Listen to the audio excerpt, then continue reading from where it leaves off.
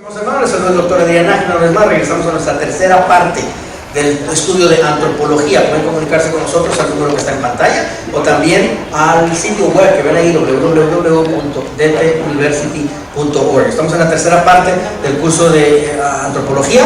Estamos en la página 11 de nuestros libros, donde hemos estado empezando a estudiar sobre la imagen de Dios, Imago Dei. Dijimos que las funciones de la imagen son funciones representativas, funciones simbólicas y funciones epistémicas. Existe algo en la geometría, pongan esta notita por favor ahí en la parte de imagen. Existe algo en la geometría que compara dos figuras geométricas, pero al comparar las dos figuras geométricas siguen siendo semejantes, no importando su tamaño. ¿Ok?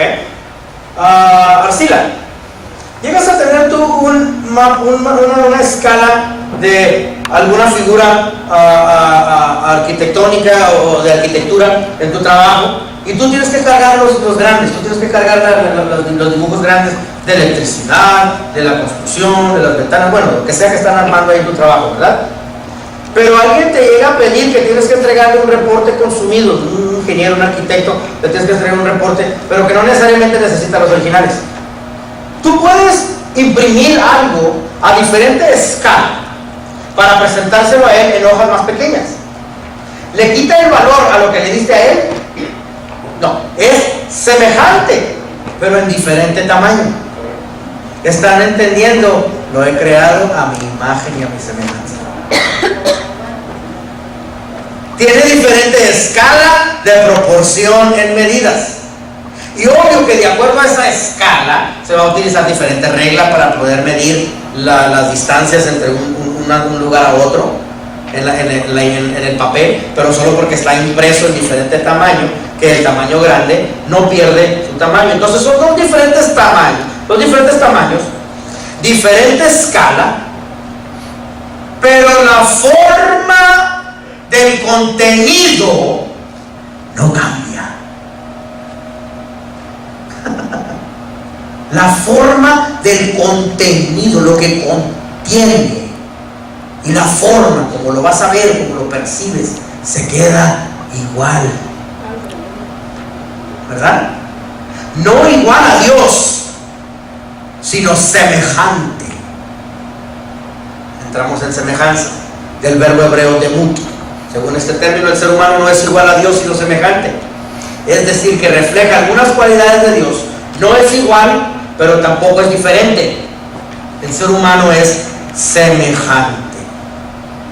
Semejante, y es importante que anotes lo que estoy por decir. No visualmente, porque por estas expresiones antropomórficas en nuestra Biblia de Dios, sus partes corporales, hemos comprendido que somos semejantes entonces en lo visual, y no es así. Las partes corporativas expresadas de Dios, que Él expresa, que tiene nariz, que tiene ojos, que tiene boca, que tiene pies, que tiene manos, etcétera, que tiene cabeza, que tienes la mente de Cristo, tus pensamientos son sus pensamientos son los tuyos, que tienes unos ojos para poder ver su gloria, que tus oídos están diseñados para escuchar su voz, que tu nariz está diseñada para recibir el soplo de vida, que tu boca está diseñada para hablar de sus maravillas. ¿Ok? Todas estas expresiones antropomórficas o corporales de Él, el hombre lo ha malinterpretado pensando que nos vamos a parecer a Él visualmente, y no tiene nada que ver con lo visual. Él es semejante a Él, no visualmente, sino autoritativo. Entonces esa extra copia del mapa que contiene el mismo contenido sin cambiarlo es en autoridad. Muy bien. He dicho yo muchas veces en forma cómica, pero lo digo para que entiendan mi punto. Si tu refrigerador tiene 3 semanas que está en ayuno, lo digo yo en forma cómica, pero si me entienden el punto, o sea, no hay comida, vete a tu casa y ponle las manos a ese refrigerador y háblale a la comida para que venga. Porque tienes esa autoridad, porque tienes ese derecho de hablarle a las cosas que no son como si fuesen. Entonces eres semejante, ¿ok? no visualmente, sino autoritativo. Es importante entender ese punto de la imagen y la semejanza. El hombre tiene mucho en común con el resto de la creación. Sin embargo, el hombre, lo que lo separa del resto de la creación, estoy en página 12, es la unicidad del hombre. Es lo que lo separa con el resto de la creación. Que esa unicidad la tenemos a la imagen de Dios. Entonces tenemos algunas facultades de las cuales vamos a estar estudiando rápidamente. Vamos a pasar por ellas rápidamente. Facultades físicas del hombre. Esta es función del cuerpo. Recuerden que dijimos de la parte tripártita, ¿verdad? Espíritu, alma y cuerpo. Algunas de estas no te lo especifica el libro, pero si quieres anotarlo ahí en el libro, sería bueno que lo tengas como nota. Aquí cuando está hablando de las facultades físicas, está hablando de la función del cuerpo. Los ángeles se presentan en forma humana. Moisés vio la espalda de Dios. Moisés no vio el rostro de Dios. ¿Ok? Así que aprendemos a través de este párrafo que Dios tiene manos, Dios tiene espalda, Dios tiene rostro. Entonces Dios sí viene teniendo un cuerpo, pero Dios viene teniendo un cuerpo espiritual. No tiene un cuerpo el cual es representativo para nosotros pensar de él como corporal. No lo vamos a subajar al grado de nosotros. Muy bien. 1 Corintios capítulo 15 versículo 44, si buscan buscarlo. 1 Corintios capítulo 15 está es el último renglón de página 12. 1 Corintios capítulo 15 versículo 44 nos dice: se siembra cuerpo animal, resucita cuerpo espiritual. Así que hay cuerpo animal y hay cuerpo espiritual. Lo que quiere decir aquí es de que se siembra el cuerpo animal. ¿Okay? Está hablando de nuestro nacimiento natural, bebé en esta tierra. Dice, y se resucita el cuerpo espiritual. Resucita el cuerpo espiritual. Así que hay cuerpo animal y hay cuerpo espiritual. Es una complementariedad que el hombre se compone de dos cuerpos: cuerpo animal y el cuerpo espiritual. Que el hombre se compone de dos cuerpos dentro de una misma planta. Pero esto es lo que realmente está queriendo decir ese versículo. Ahí les va. La complementariedad de las debilidades del cuerpo natural toman fuerza en el cuerpo espiritual. Sí, realmente el propósito de que está queriendo hacer esta cita bíblica aquí es la complementariedad, lo que se complementa uno con el otro. Que las debilidades del cuerpo natural, pero ahí lo dice Pablo animal, lo menciona animal para que nosotros comprendamos como mamíferos, ¿verdad? Lo dice animal, no se ofende, ¿no? Simplemente está queriendo decir para clarificar cuerpo, para que no confundamos si es cuerpo espiritual de Dios. ¿Cuál cuerpo está hablando? ¿Cuerpo de la iglesia? No, por eso lo dice animal, para llegar más al grano de la esencia de que está hablando de nuestra parte, de nuestro cascado. ¿Bien? Las debilidades del cuerpo natural toman fuerza en el cuerpo espiritual. Es una complementariedad. Facultades morales, tenemos en página 3 de medio arriba. Esto cabe dentro de la función espiritual. Lo moral, la decisión tuya de elegir entre lo bueno y lo malo. Esto se le llama también en la Biblia como el libre albedrío. Génesis capítulo 3, el ser humano decidió su futuro. Bueno, en Génesis capítulo 2, disculpen, se le presenta al hombre la elección, el derecho de decidir. ¿Okay? Pero en Génesis 3, al ser humano, se observa que el ser humano decide su futuro. Echa mano de su potestad de elegir. ¿Ok? El ser humano fue creado moralmente libre, con la oportunidad de demostrar su amor. Entonces, si te da la libertad del derecho de elegir, si se te presenta la libertad de elección, demuestras tú tu fidelidad a Dios a través de echar ventaja de la oportunidad de esa elección. La potestad de elegir bajo nuestras facultades morales es nuestra oportunidad de demostrar nuestra lealtad. ¿Ya entiendes el propósito del libre albedrío en ti?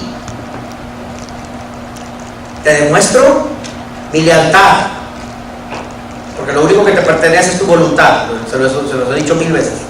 No te pertenece tu casa, ni tu carro, ni tus hijos, ni tus perros, ni tu salud. Lo que te pertenece es tu voluntad. Es lo único que te pertenece a ti. Eso sí te pertenece a ti. Cuando estás dispuesto a sacrificar aún eso y te sometes voluntariamente y dejas ir de tu voluntad, entonces sí, ya de ver a Dios veo que te quedaste sin nada. Porque entonces al dejarte ir de aún lo que te pertenecía, lo único que te pertenecía, que era tu voluntad, y dejas ir eso mismo, Dios dice, este sí ya se quedó sin nada. Entonces pasa a ser mi propiedad y yo lo sello con mi sello de propiedad, y Dios solamente bendice a lo que está sellado con su propiedad. Cuando alguien pierde su voluntad por sí mismo. Te voy a presentar la otra alternativa, a ver cuál te gusta. ¿Cómo te está yendo con tu propia voluntad por ti mismo? Tú dime, ¿qué tanto éxito has estado teniendo? Dices, no, pues ya que me lo presentas así, pues de veras que prefiero no tener la mía. Ya que me lo presentas así, de veras muy mal. El ministro no solamente da ofrenda, damos diezmos y damos ofrendas, pero el ministro es la ofrenda. Amén. El ministro es la ofrenda. Entonces esta potestad de elegir, que es parte de la función espiritual, es para nosotros poder mostrar nuestra lealtad. Facultades racionales, el razonamiento, ahí está en página 13. Esta es una función del espíritu. Es la responsabilidad de pensar. Dios nos da a nosotros la capacidad de pensar, pero con el propósito de mayordomía, sobre todo en esta tierra. Si Dios te da instrucciones, es porque sabe que posees la inteligencia de procesar los pasos requeridos para llevar a cabo ese plan. ¿Me explico? Si Dios te da instrucciones, es porque sabe que tienes la capacidad de tomar decisiones inteligentes. Porque Él sabe que compartió contigo una parte espiritual. Y bajo esa parte espiritual es de donde tomas el razonamiento. Y el razonamiento, la inteligencia que Dios te delega aquí, es específicamente con la responsabilidad de mayordomía. ¿Saben qué es mayordomía, verdad? Buena administración de algo. ¿Amén? Tomar decisiones inteligentes. Facultades espirituales, página 13, más abajo. Obvio, es parte de lo espiritual, ¿verdad? Es la posibilidad de poder comunicarte con Dios. Y Dios, siendo espíritu, exclusivamente espíritu, se va a comunicar contigo a tu espíritu, al darle instrucciones a tu espíritu. Entonces tu espíritu mírenme todas mis manos por favor, se mete dentro de la cápsula del alma. Tu espíritu entonces recibe las instrucciones, es el conocimiento, es el razonamiento. El espíritu se asienta en el alma, porque sabe que el alma es lo que da animación. ¿Saben lo que es animación, verdad? Como títere, es lo que mueve entonces al cuerpo. ¿Entendimos espíritu, alma, cuerpo? Una vez más, recibes las instrucciones a través del alma. Es donde recibes tu razonamiento, es tu conocimiento, es tu inteligencia. Es donde Dios se comunica contigo en espíritu. Ese espíritu se asienta en el alma, porque sabe muy bien que el alma es lo que le da animación, es lo que le da la actividad, lo que hace que te puedas mover, ¿ok? A el cuerpo. El alma es la animación del cuerpo. Entonces, tu parte espiritual, las funciones espirituales, es para que tú recibas esas instrucciones divinas. Pero como tenemos todo confundido, todos estos dilemas, empezamos a hablar en la carne y queremos que Dios nos hable ahí mismo. Empezamos a hablar en la parte física de nosotros y queremos que Dios nos hable ahí. Yo cometí ese error también, algunos de ustedes se los he comentado. Hubo una parte que un tiempo que nos metimos mi esposa y yo en unos ayunos de 40 días largos, uno tras otro. Yo veía almas, yo no veía carne cuando iba a las iglesias, créeme. Yo veía almas, eso es algo hermoso cuando ves. Yo me sentaba en mi sala, yo escuchaba la voz de Dios y teníamos una conversación. Y yo le dije, oye, si ya estamos tan ñeros, si ya estamos tan compas y tan camaradas, ¿por qué? Sí, Señor, se me subió a la cabeza. ¿Por qué no bajas y me hablas así como en el Antiguo Testamento? Y escuché algo que me dijo, tú debes estar loco. Pero no, de verdad, háblame, quiero que me hables. O sea, que había que bajar. Y me dijo, ¿tú qué eres? espiritual no hay cuerpo. Ok. ¿Cuál es el más bajo de todos ellos? Cuerpo. Ok. ¿Ya entendiste? No. ¿Tú qué eres? Espiritual no hay cuerpo. ¿Y cuál es la parte más baja de todas? El cuerpo. ¿Cuál es la parte más alta de todas? La elevada. El espíritu. ¿Yo qué soy? Espíritu. ¿Ya entendiste, Adrián? No. Ok, te lo voy a decir ya en cuadritos y en palitos. ¿Qué te hace creer que yo, siendo quien soy, espíritu, me voy a bajar hasta tu parte más baja? ¿Quién eres tú? Y hablarte ahí.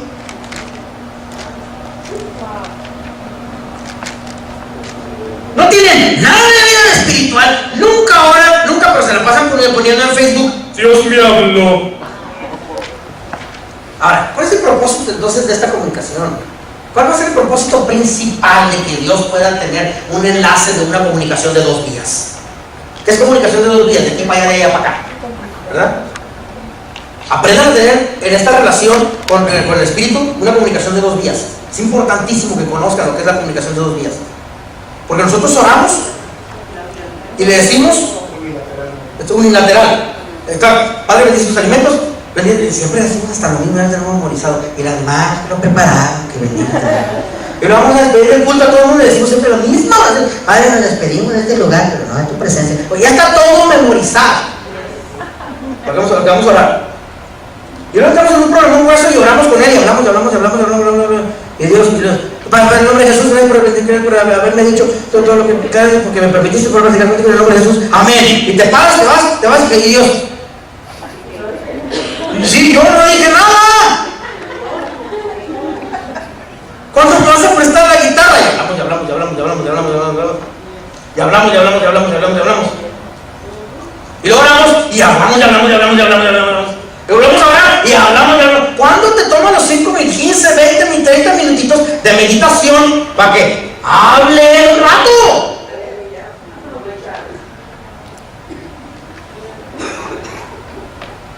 Y agarras tu plumita y tu papelito y agarras tu cuaderno y todo lo que se tenía en la mente lo empiezas a documentar.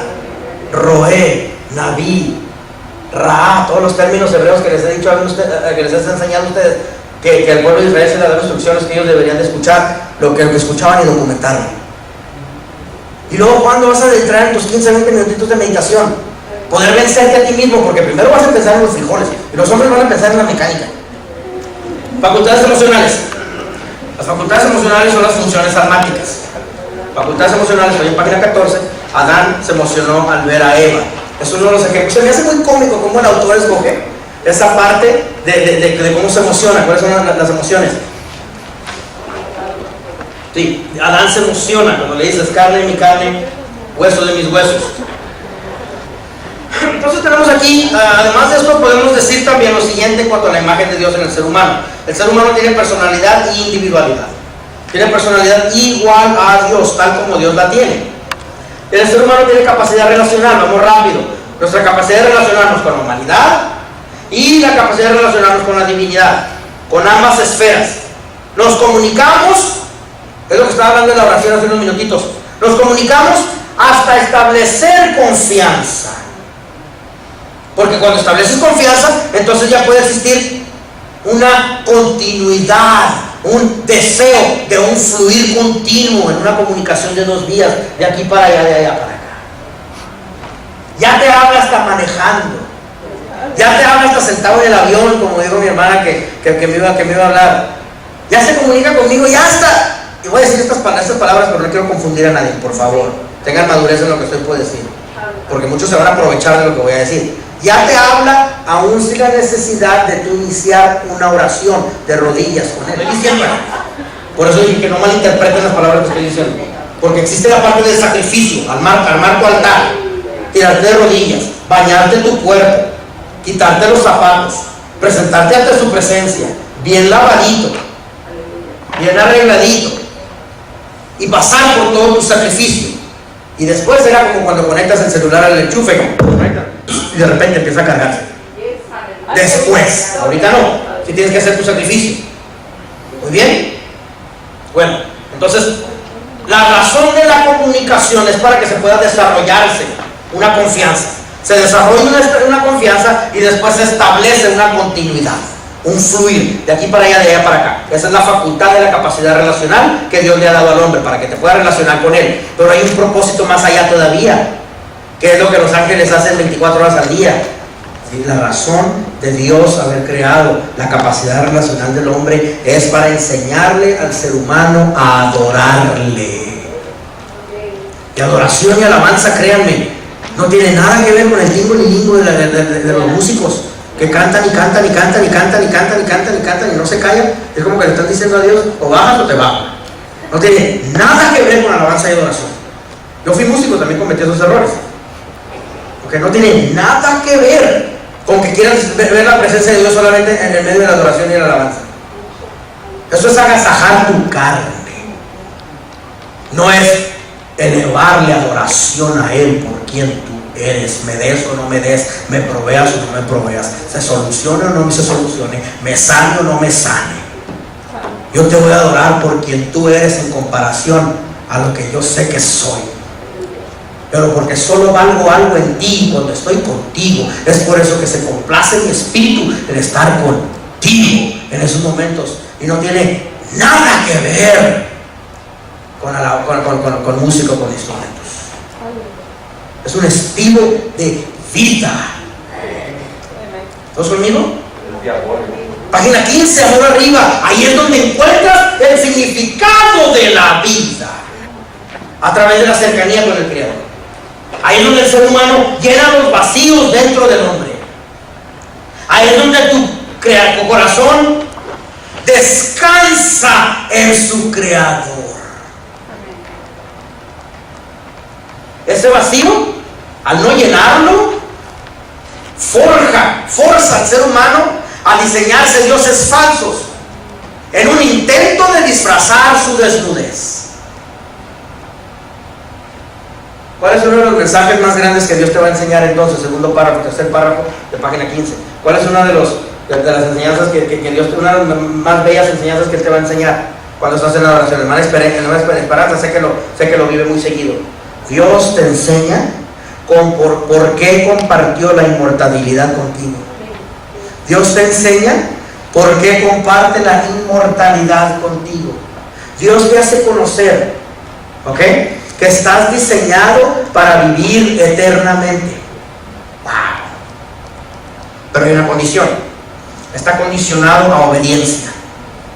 Pero en esos momentos en los que tú estás con Él, Él te enseña una inmortalidad condicional, una inmortalidad que Él te diseña a ti para vivir eternamente. Pongan la definición ahí de inmortalidad para conocerlo. Vamos a conocer qué es inmortalidad, porque Dios nos enseña en su presencia que vas a vivir eternamente. ¿Cómo es de que Dios te enseña la eternidad que tú vas a vivir? Porque les he dicho, el cristianismo es la única religión donde puedes vivir la experiencia de tener un vislumbre eterno mientras todavía estás en esta tierra. Solo en el cristianismo se puede hacer eso. Todos los demás son solo liturgias y ritos religiosos humanos, en todas las otras religiones. ¿Ok? Inmortalidad, que es existencia indefinida. La inmortalidad es el núcleo de la antropología de la religión. El núcleo de la antropología. La inmortalidad es la respuesta a la angustia y al miedo que se producen en el ser humano. Mira, es que inmortalidad es muerte, ¿verdad? Inmortalidad es no morir. Pero bueno, el ser humano le tiene miedo a la muerte. ¿Cómo superas la muerte? ¿Cómo se supera una incertidumbre de qué va a suceder después que este cascarón patee la lata, estires el guarache? Asimilando la muerte en la vida misma a través de haberte creado algún concepto de algo agradable venidero. Ya están entendiendo por qué cada religión, incluyendo el cristianismo, tienes que tener una manera de afrontar el tema de la muerte, porque nos ayuda a superar a la muerte. a través del deseo de vivir por siempre. ¿Ok? En las otras religiones, como en el hinduismo y el budismo, anótenlo por ahí por favor, para que ustedes entiendan cómo ellos diseñaron su inmortalidad. Ellos le llaman la posibilidad de perfeccionismo progresivo. Posibilidad de perfeccionismo progresivo. Pero en el cristianismo no puede ser así. Porque nosotros no creemos que te vas para allá y continúas perfeccionándote al estar allá. Nosotros creemos que se muere este cuerpo y lo que hiciste ahí se acabó. Y si te vas a sentar en la eternidad.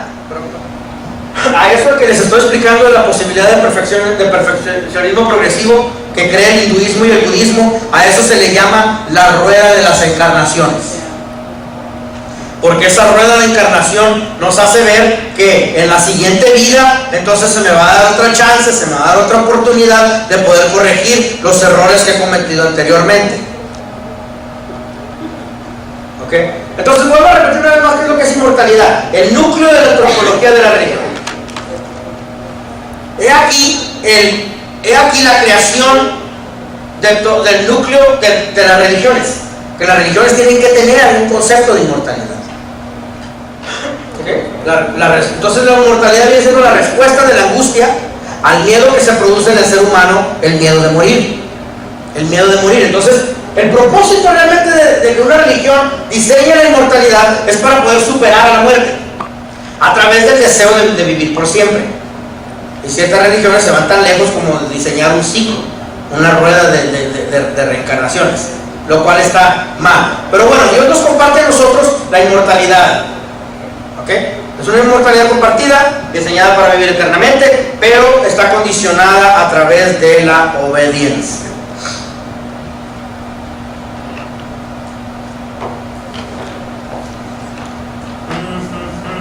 Comunicación, la libertad y destino, página 15, mero abajo, página 16, el siguiente. El ser humano tiene la capacidad de comunicarse con parte de su capacidad relacional con sus congéneres. Para poder ejercer dicha cualidad era necesario más de un ser humano, así que Dios creó al hombre y a la mujer iguales pero diferentes. La igualdad en su creación ataca los abusos de la superioridad masculina, gloria a Dios por ello, que encontramos alrededor, porque dijimos que machismos es simplemente debilidades, ¿verdad? Machismos y celos, que son los dos más grandes temores del ser humano.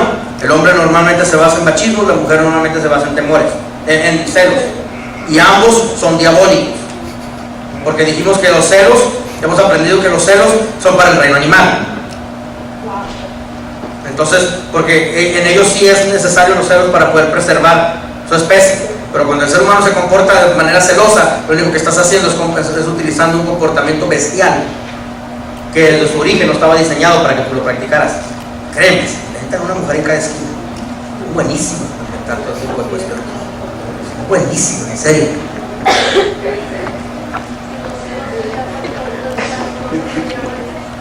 Entonces los comportamientos de las mujeres y las esposas sí son diabólicos. Comportamientos. No dije que la mujer es diabólica.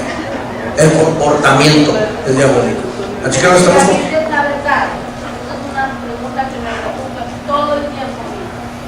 La Biblia es la verdad y yo creo que sí es la verdad.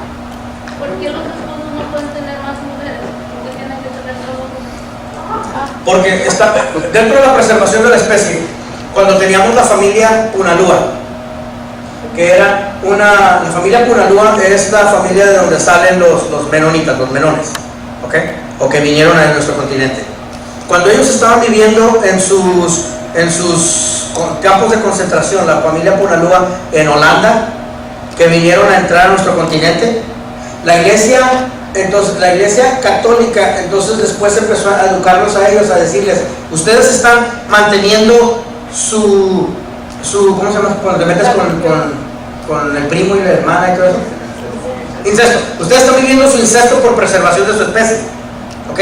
Pero al observar el molde de la iglesia nos enseña Cristo y la iglesia, uno y uno. Así que el hombre no puede tener cuantas mujeres puede tener, porque estarías en contra del ejemplo que Cristo estableció a la iglesia de varón, hembra, uno y uno. Es entonces bíblico cristológico que el hombre le sea fiel a una sola mujer. Así que el molde para corregir los patrones incestivos que estuvimos observando cuando entraron todas estas culturas menonitas a nuestro continente, el molde de ellos se corrigió al hacerles ver que estaba más correcta el molde que Cristo había traído a la sociedad de iglesia como la mujer y Cristo como el marido que está dispuesto a dar hasta su vida por ella. De ahí tomamos el ejemplo a la fidelidad de una sola mujer, que llegan a ser uno solo, Cristo y la iglesia. Exacto. Entonces ya de ahí se despliegan todo tipo de puntos y de factores que nos corrigen el molde de querer andar metiéndonos con los hermanos o con las hermanas o con otras parejas adicionales. Y apenas aguantas una, ¿tú quieres más? Les levantó la mano aquel que no aguantó ni a la una. El diseño original siempre fue el mismo. Ideologías humanas las crearon, sí, exactamente. El diseño original desde la ley deuteronómica y la ley levítica está escrito todas estas fidelidades, exacto. Pero el día, mis hermanos, saludos, doctor Eden Ángel, de la Universidad Teológica de Spring. Finalizamos nuestra tercera parte. Después de unos minutitos estaremos regresando para finalizar nuestra cuarta parte de este curso de antropología. Comuníquense con nosotros al número que está en pantalla o también al sitio web que se encuentra ahí, 469-628-9291. Dios nos los bendiga. Hasta